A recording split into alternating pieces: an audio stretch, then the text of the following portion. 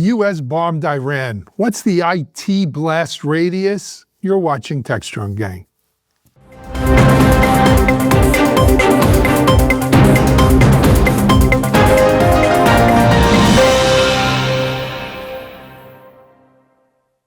Hey everyone, happy Tuesday. You know, for those of you who don't know, we record these shows one day in advance, but what a difference a day makes, right? We recorded on Friday. It was a very different sort of reality. Now here we are recording this show Monday for Tuesday, and everything we said on Friday, at least geopolitically, might have gone out the window. But as we sit here Tuesday, I can't tell you what's going to happen tonight or Wednesday. Every night is, I try to get up in the middle of the night and check my news sources to see what's going on over in the Middle East. But it's certainly been a memorable weekend.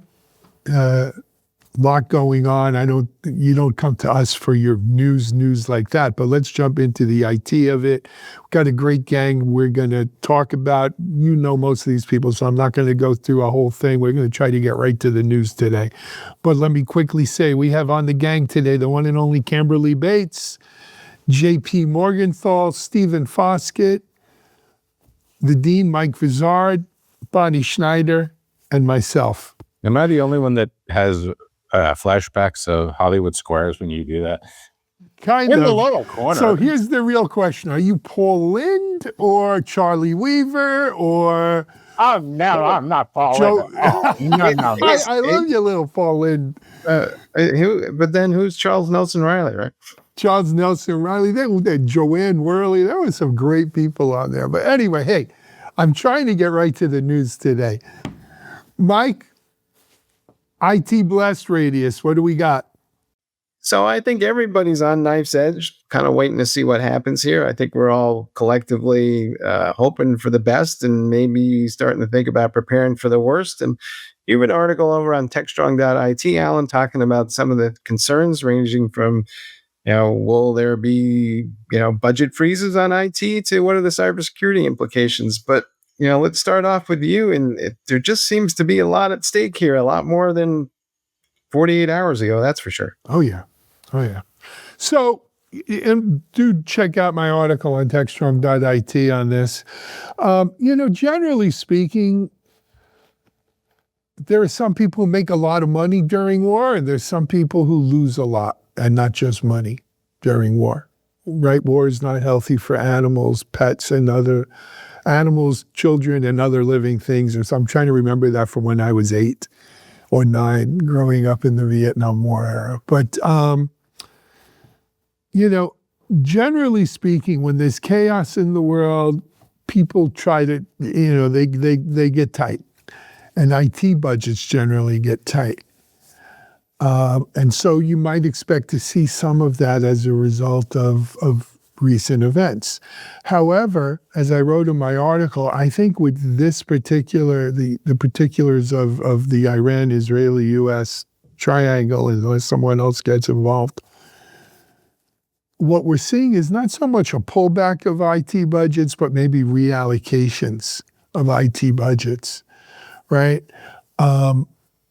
We could talk specifically about cyber, but when you've got 3 of the world's preeminent cyber warfare countries involved here, and make no mistake, Israel, the U.S. is in a class by itself, and Israel's probably close behind, and Iran is no slouch, right? You got to expect that there will be cyber repercussions here, and cyber fallout, and cyber attacks.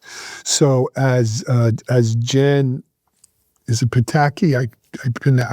Jen Easterly, former CISA person, wrote on LinkedIn this week, hey, shields up. Shields up. Now is the time to put on your maximum cyber type of defenses. And that may mean spending a little bit more money immediately, getting, whether it's manpower, SaaS-based services, whatever. But now's the time to burst up your cyber defenses, because stuff's going to happen. I can pretty much tell you. On top of that, I think this is also going to give rise to a big IT sovereignty push. We've been talking a lot about IT sovereignty over the last couple of weeks, few months, but this is going to really put some rocket fuel in the tank, right? You don't want your people stuck in a country where the airspace is shut down. You certainly don't want your data stuck in an infrastructure or internet or hosting where it's been shut down or not available to you. So I think IT sovereignty projects, obviously cybersecurity projects, and then everything seems to benefit AI, doesn't it? A lot of people say, hey, we need to be able to do more with less. We might have less people. We need to have more automation. And so I think you'll see an increased push into AI, accelerating what we already have on the board. So overall, I don't think budgets will be frozen. I think budgets will be reallocated. It's a tremendous time for more digital transformation. But those three areas that I mentioned, and I mentioned them in the article, are prime for from spending and for activity. Kimberly, do you think that sovereign clouds will get a big boost? I mean, we've already seen a lot of countries who are normally allies of the United States saying we had nothing to do with this, so they're already kind of positioning themselves accordingly. But will that get extended out to where workloads are placed? I think that's just going to continue. I don't think it's, we're already on that march. I mean, it's a fait accompli, in my opinion, with countries creating their own sovereignty environment and wanting the data there. And that goes even beyond this blast, that we're in the middle or potential war. It goes into all the geopolitical, who owns my data. I am in ownership of it. I think the biggest issue here is the cybersecurity, because if you want to attack and not be seen as directly attacking America, which is, where the threat of the president has been saying, don't attack, our soldiers, don't attack America. That's the way to go. In some way and somehow we are exposed. Many of our infrastructure areas are probably exposed and they don't even know it. They still have the password of 123 admin or something along those lines. And so Jen Easterly's post that if you haven't read it, she did a great job on a short piece that was up on LinkedIn that I reposted from her. Very good, marching it down. Every cybersecurity CIO, executive needs to go and check their list about where they're at, and then probably do, if they haven't done it recently, probably do a tabletop exercise about where they're at. I mean, it's really because that's, they've been known to attack that way, and we've attacked them that way. So we've got, sandworm and all that kind of stuff, the history of that. So I'll pass on. Stephen, is the thing that we used to call the cloud devolving into essentially managed hosting 2.0? I mean, it feels like we're just getting smaller and smaller, and the clouds are becoming more disaggregated. So I don't know, is there a fundamental change in the way we think about IT architecture afoot? Well, it's interesting that to consider the cyber implications. Of course, when people are dying, it's sometimes difficult to think about, the implications on business. But I guess if we want to talk about that, if we want to figure out how this works, I think we need to think about how all of this impacts everything that we do on a daily basis. So certainly, to your point on the architecture and the design of the global infrastructure that we're deploying, we cannot, as IT pros, pretend that what we do isn't impacted by global events. As you all mentioned just now, the involvement of the U.S. in the attack in Iran, the denial of involvement from other countries, specifically Europe and Australia, the concern over these state-sponsored threat groups. As Camberly pointed out, it is very obvious that these threat groups, that's going to be the vector they're going to use to strike back. It seems very obvious to me because what we've taught the world over the last couple of decades of doing essentially nothing about these advanced persistent threats, at least nothing on a diplomatic front, is that you can attack us and not expect any kind of response. And so Iranian threat groups, so they've got APT 3334, which is probably the same group, which has the charming name of Helix Kitten, and APT 35, which is the charming kitten. 3334 targets infrastructure elements. 35 has generally targeted businesses, including the famous election interference, the HBO cyber attack, that sort of thing. I think that we'll definitely see both of these threat groups active going forward, where they're trying to figure out ways of inflicting some damage on the West, generally, the United States specifically. I know that Israel has been actively under attack for the entire time of the operation since October 7th, but and of course before that as well. So yeah, I think that all of us, we need to recognize, as Kimberly said, that they're coming for us. They're coming for all of us, and it's going to affect the way that we deploy applications, where we deploy those applications, what we can expect from them. And I think it highlights the questions that we've had previously about sovereignty, data sovereignty, and cloud sovereignty. We have to think about, where are we deploying applications, and what is the geopolitical implication of that? So I just would add to that, though. Yes, we've got to be wary and put our defenses on high alert, DEFCON 5 or whatever. But let's not forget offensive cyber capabilities that have been put into play here. Right? And I'm going to give you two quick examples. One is Israeli, right? Many folks in Tehran and Iran have said that their internet has been shut down. Now, there's conflicting reports. I've seen reports that it was, Israel that shut down Iran's cyber. They've cyber attacked and shut down their internet for periods of time. I've seen other reports that it was the Iranian government themselves that have shut down the internet so that voices of dissent can't take advantage of the situation in terms of regime change or gathering support, or as well as giving out potentially strategic information about where attacks have been, how effective they've been, and so forth. But Israel is an offensive cyber powerhouse. And quite frankly, so is the U.S. We have a cyber command. We have the USA.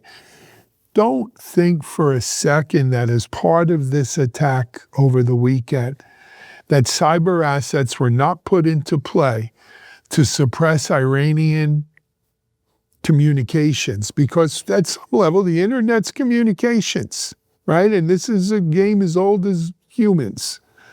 When you're attacking, you want to suppress communications of your enemy.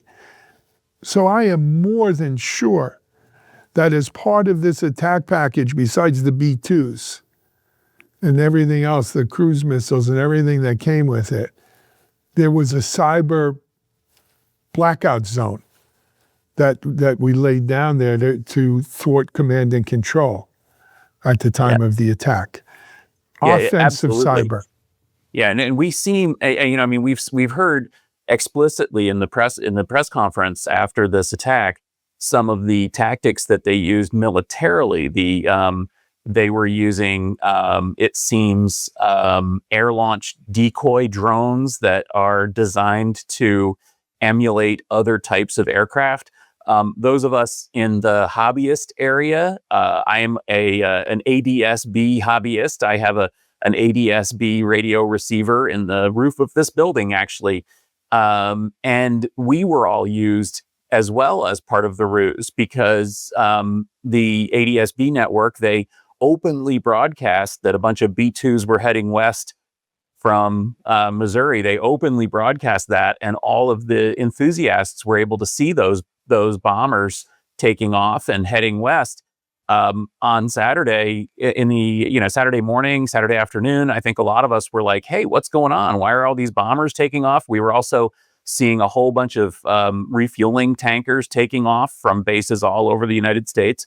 It was a really interesting situation because essentially, rather than having these hobbyists snoop in on activities that they're not supposed to see, they used these hobbyists as a way to broadcast a decoy mission going in the opposite direction of the actual bombing group, which headed east.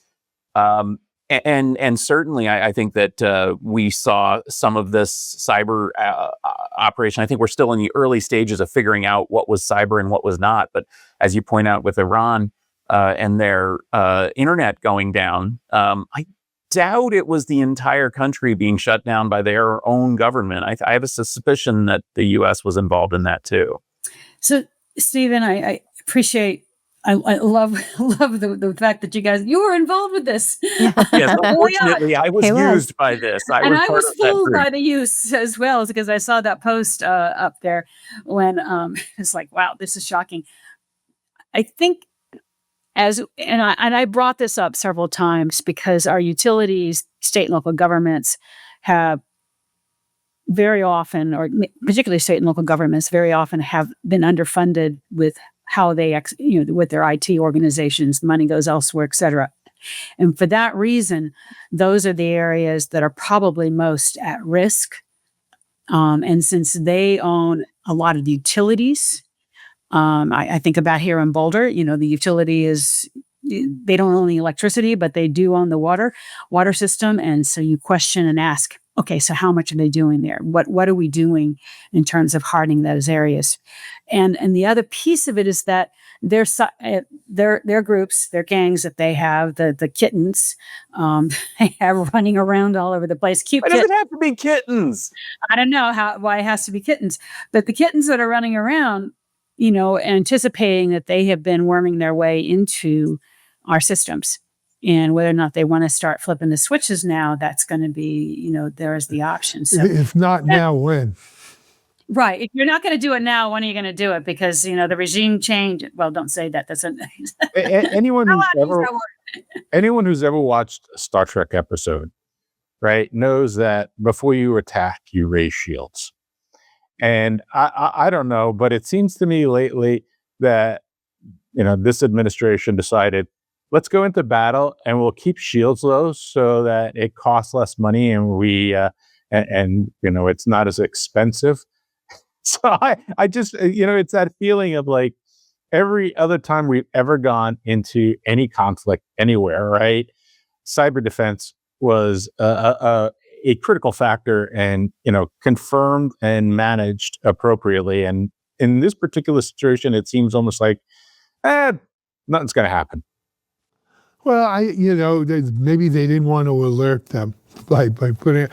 But here's the fact. It's not just state and local governments or critical infrastructure. Yes, critical infrastructure will absolutely be a target. But what a lot of the Iranian hacktivist type of activity is more about sowing chaos, discord, aggravation, attacking healthcare kind of things, trying to bring down a healthcare network. Just like not just what you would think of as your typical public utilities, critical infrastructure. They want to just create chaos and havoc and annoyance, if you will, even. But you know what, JP? I hear where you're coming from, and you think about, what were the real goals of this U.S. venture? Were they accomplished? What will be the fallout? And we could debate that on the political spectrum all till the cows come home. But I gotta believe that there are some smart people in the government who either before this or as soon as it was announced went to DEFCON 5 or whatever the level of preparedness is, and we're on this. I mean, it would boggle my mind if We've we lost did a lot of good people in the government. I know we have Um, Jen Easterly being one of them. And Chris Krebs another, but there's still good people there, and the NSA are not sleeping at the wheel. So, and I think the Cyber other Command. thing I think that we need to be wary of is sponsored terrorist organizations Yes. by Iran. It's not just Iran that is likely to operate. And in fact, if I were Iran, I certainly would play a little bit of Don Corleone here, and my hands are clean. I didn't do anything, right? No, I think you're absolutely going to see the Houthis and the groups in Iraq, right? Because for all intents and purposes, for the billions of dollars we spent in Iraq, ridding them of Saddam Hussein, it's become somewhat of a proxy state for Iran. And these private militias and so forth, the Shia militias there, I think they represent the biggest threat, especially to U.S. troops who are in bases throughout the Middle East. So that will remain to be seen. Anyway, though, it is one last aspect, and we don't have a lot of time I wanted to cover, was the technology for the actual attack itself. You could say what you want about America, but we make a damn good weapon. No one does weapons better than America. No one does these kinds of bombs with stealth bombers. And you know what? Even with the current F-troop in charge of the Pentagon and everything, it was as near as can be told a flawless execution here with top flight technology. And, we could probably do a whole segment on that the tech involved, whether it be the GPS and the bombs and nary a shot was fired at these planes from what's been said. So kudos to American technology, especially when it comes to making weapons. We may not make the best cars in the world anymore, but goddamn, we make the best weapons. All right, let's take a break here at TechStrong Gang. We'll come back and talk about an AI land grab.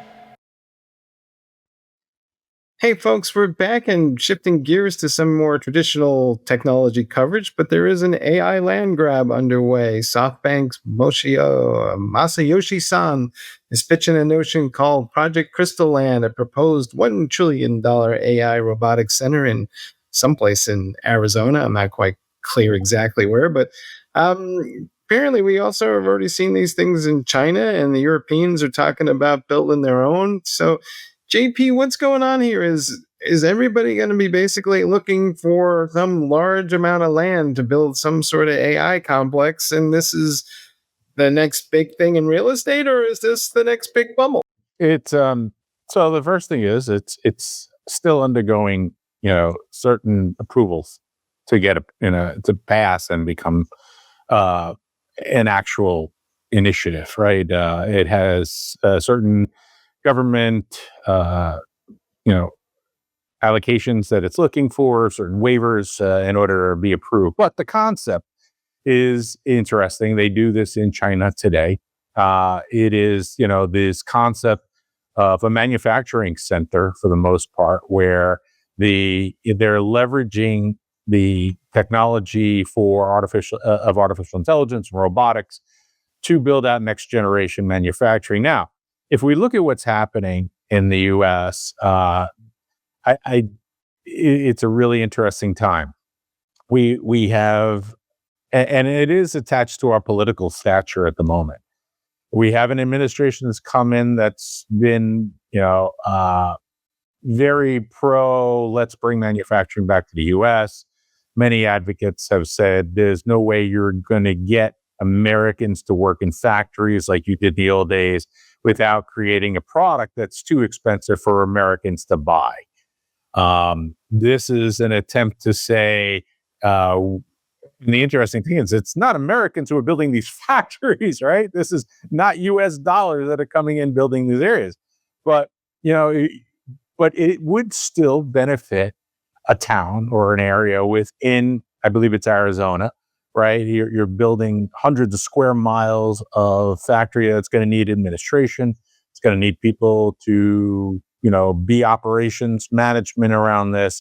It can have the effect of building a community of people and schools and businesses around the people that have to go there and live there, because it's in the middle of nowhere right now.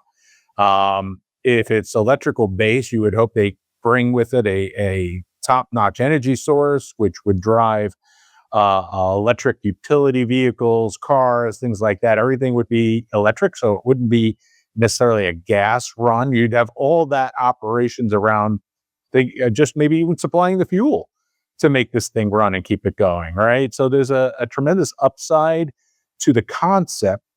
I think the example that is trying to follow, it could work, has been demonstrable to work in other areas. I think they have some other things they need to figure out. We're a capitalist society. Kind of hard to say that we're not going to allow a non-American to do this, but if the government wanted to drive with American initiative behind this, they could say, no, you're not an American company. We're not giving you any dollars to fund this, right? If you're an American company or you partner with a large American company to do this, then we might give you those dollars. So it's very, very entwined with policy and governance in order to get the full ROI for the U.S. that it does. And then ultimately it comes down to raw materials, right? Because now you're still up against that mentality of tariffs and bringing in raw materials. We don't have raw materials. So now if you automate the development, building of this product entirely, where are you getting the materials to build those products, and what is that cost overhead going to add to it? So it's an interesting model to watch.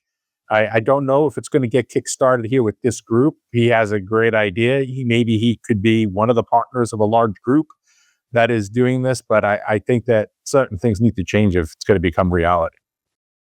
Stephen, can we actually do this, or is this just a little bit, wishful thinking? It's wishful thinking. No, I always take things about when it comes from SoftBank. I always take them with a bit of a grain of salt. This is a company that makes huge promises and made huge promises for an audience of one between 2016 and 2020, and now they're making those huge promises again. Essentially, they're saying what the Trump administration and Trump specifically personally wants to hear. They're using huge numbers, $1 trillion, as a suggestion of what they might do without actually having any kind of prospects or financial backing to make it happen. I mean, as of right now, SoftBank's actual liquid capital stands at about $23 billion, which by my calculations is somewhat less than $1 trillion. They just raised a little bit more money by selling off part of T-Mobile. They do have over $100 billion in net assets, but not all of that is liquid. And a lot of that is tied up in their ownership of ARM, the chip company. Now, the interesting thing about this story is that according to the rumors, and again, this is all rumors. We don't know where it is. We don't know what it is. We don't know how it would be formed. The rumor says it's in Arizona. Okay. Where? According to the rumors, the way that they would make this happen, that's the interesting part. They would make it happen the same way that we do infrastructure projects in the U.S. by introducing and selling municipal bonds to fund this. Now, that is an interesting aspect. And so if you combine the fact that essentially this is a company that's out there saying what the administration wants to hear and then asking for municipal bonds, suddenly this thing might be a little more real, because that's something that the administration has the power to perhaps bring to reality. And that would be a way to make this thing happen. But as JP says, it's probably that this would be a very, very automated system. It would not provide a huge number of jobs. What it would do is bring some sort of manufacturing of some sort of something here in the U.S., and that would appeal to the administration's demands to reshore production. So I imagine that all of this is going to be very attractive to Washington. All of it is going to create a lot of economic activity that SoftBank can take advantage of. I don't know what real benefits it's going to create, if any, if it's really going to come to fruition. I want to say just one thing about the location of Arizona, which is so interesting for this project, because we'll talk more about water in the next block, but specifically when it comes to this process, the amount of pure water that would be needed to do intermittent cleanings, throughout this production process is immense. Arizona is facing an ongoing drought, and it's obviously water is an issue. So it's just interesting to me that's where they chose to do it. Desalination. But I do like Stephen's representation of this is what the Trump administration wants to hear. It's very much like telling him how wonderful he is. Oh, trillion. All you have to mention is the magic word, $1 trillion. $1 trillion. Well, no, JP, $1 trillion here, $1 trillion there. Before you know it, you're talking about real money. But guys, let's look at this. A couple of different aspects. Number one, as someone mentioned, this is not a new concept. This has been done in China, right? Shenzhen has this AI robotic kind of thing. And in some ways... but a lot of their manufacturers are not actually robots. They're actually people. I think that was true. It's becoming less true every day. I think when you go to their most modern factories and everything else, they're using robotics, Stephen. Let's not kid ourselves or fool ourselves into thinking they're not. But here's the point. A project like this doesn't get done in a month or even a year. This is a multi-year project where you need to invest that $1 trillion over 5 years, 10 years, 7 years. And you got to understand, you may not see the benefits, you may not reap the benefits for 7 to 10 years. And when you're running a centrally managed economy, such as the Chinese Communist Party runs, you can afford to make those kinds of bets because you don't worry about your stock, you don't worry about the consumer price index. You don't worry about a lot of things we worry about here in the West and in a capitalist society. And so they may be better suited to do this maybe kind of project. But as Don Barzini in Godfather Part 2 says, after all, we are not communists. Okay, so we have the ability to do things maybe not that kind of 10-year out scope. But Stephen, I think you're right. You're onto something with municipal bonds. Those would be tax-free municipal bonds at a locality, not necessarily at the federal level. And that could be something, Bonnie, to your point, I don't know if Arizona is the right place. What is the best place to build data centers and research for these kinds of things? We've got an article in TechStrong IT on it. Yeah, it's supposed to be North Dakota, right? Natural cooling. Could be any of them. But hold on, Mike. I want to point out one other thing. The notion that you're going to have all these foreign companies come in and do it. Hey, let's be clear. In the U.S., bring your money. Leave the people out there, but bring your money, right? But the whole thing that we've been talking about with sovereign IT runs against that. The same way, why would foreign companies want to put that payload, that capital into American projects that could be nationalized or that they could be shut out of or they could be tariffed on or these other things? And ultimately that could be what winds up killing this, because I don't know if we could do this without foreign companies. I think this is going to be great for Arizona tourism, because right after you go to see Tombstone, the town that was too tough to die, you can go over and visit the AI ghost town that's going to be there in about 5 years. Very cool. With the dinosaurs. Well, what I also think that, when you talk about Arizona, and I understand the water issue, definitely. I mean, Colorado, and they like our Colorado River, so do a lot of other states. But, they have a trending there of developing manufacturing. And they also have, with that, they also have the college educated people that are that they're building that strength. So when you're looking at the placement, you're looking at, yes, I'm looking at, the who's going to put the money in, and Arizona has been embracing these type of build outs. They want to see that and grow there. No, look, they built out Phoenix. Right.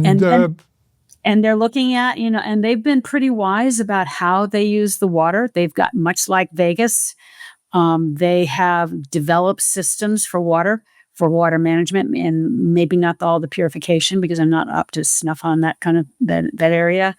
But then you also look at, one of the beauties of Arizona is they're pretty well disaster free. They don't have earthquakes, Hurricanes. They don't have hurricanes, Dust storms. Yeah. No, they don't have any of those. So They don't have fires. There's nothing to burn. right. They, And in they fact, they do have big sandstorms, though. That's, Yeah. yeah, but it's there's unless one of the dams broke, Meade or Lake Powell, the water, there's not going to be there's no real issues there. So all of those things make it a positive place to go. And that is, the weather is decent if outside of May through September, I think. So you can attract Or it's people. kind of hotter than hell. Yeah. All right. Well, this message was brought to you by the Arizona Board of Commerce. There you Yes. go. there you go. Well, I part think of this is because I worked with a company that I did a turnaround with a company that was a colo, MSP kind of company, and one of the big pitches we had was going to California and tell them, relook your data center, your stuff into Arizona, because we don't have earthquakes. And we did. We managed DR sites, for people in. This is many years ago. Remains to be seen if water-cooled data centers would be quite as attractive there. Purified water. Mike, you had a point, and then we got to wrap this one up. This project is so important it can't go to Arizona. It needs to be right outside Mar-a-Lago, where the president can keep an eye on it. You think so, with the hurricanes? Yeah, because we have a large college-educated group down here. Okay, on that note, let's take a break. As I said, this segment was brought to you by the Arizona Chamber of Commerce. If you're looking to relocate, speak to Kimberly. We'll be back here in Textron Gang. We're going to talk a little bit about it, staying on point, AI water crisis. Stay tuned. Discover TechStrong Group, the epicenter of tech innovation. We're your go-to for reaching IT leaders and practitioners worldwide. Our secret? Impactful content that sparks awareness, engagement, and top-quality leads. With us, you'll access editorial websites, streaming videos, virtual events, custom content, analyst research, and more. Join our satisfied clients. Let's revolutionize your tech journey. Contact us today and tell your story to the world in the most powerful way with TechStrong Group. Welcome back to the TechStrong Gang. Well, we've been talking about AI, and we even talked a little bit about water. But for water utilities, AI is only one of the issues that they're facing. There's been a rising threat of cyber attacks, especially last year in 2024, for large and small utilities. New research shows that these two dual challenges are really posing a problem for water utilities in the short term and in their long-term planning. Let's take a look. Water utilities are facing a dual challenge: the rise of digital threats along with surging demand. As AI reshapes infrastructure needs, these compounding pressures are reflected in Black & Veatch's 2025 water report, which finds that 95% of utilities now list cybersecurity as a critical investment priority. There's been a sharp rise in cyber attacks on water systems. Last year, cyber incidents targeted both small and large providers, according to the U.S. intelligence community. But it's not just attacks disrupting operations. A single 100 megawatt data center can consume up to 2 million liters of water per day, equivalent to the daily water needs of over 6,000 homes. When it comes to quantifying the future water needs of AI, research shows that water utilities grapple with uncertainty in long-term planning. That's because data centers' size and locations depend on private decisions. Cooling needs also vary based on hardware, climate, and designs that companies rarely disclose. Success will depend not only on resilience, but also on clear cybersecurity protocols, coordination with data centers, and infrastructure planning that accounts for evolving water needs.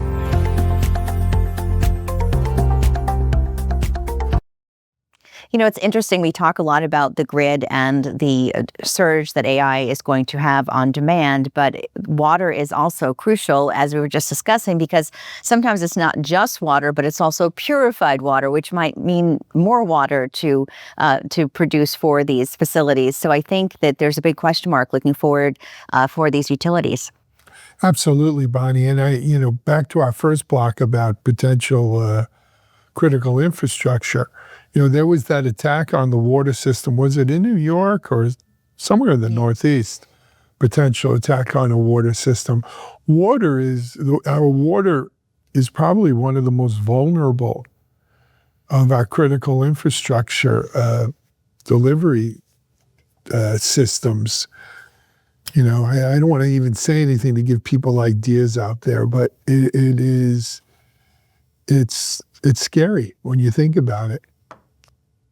So, Monty, where is the water going to come from? Because having visited places like Arizona, water is a ongoing debate, and there's fights over who owns the Colorado River, and people are trying to redirect the river, and Southern California wants it to grow almonds and all kinds of stuff. But there's only so much water, so where's it going to come from?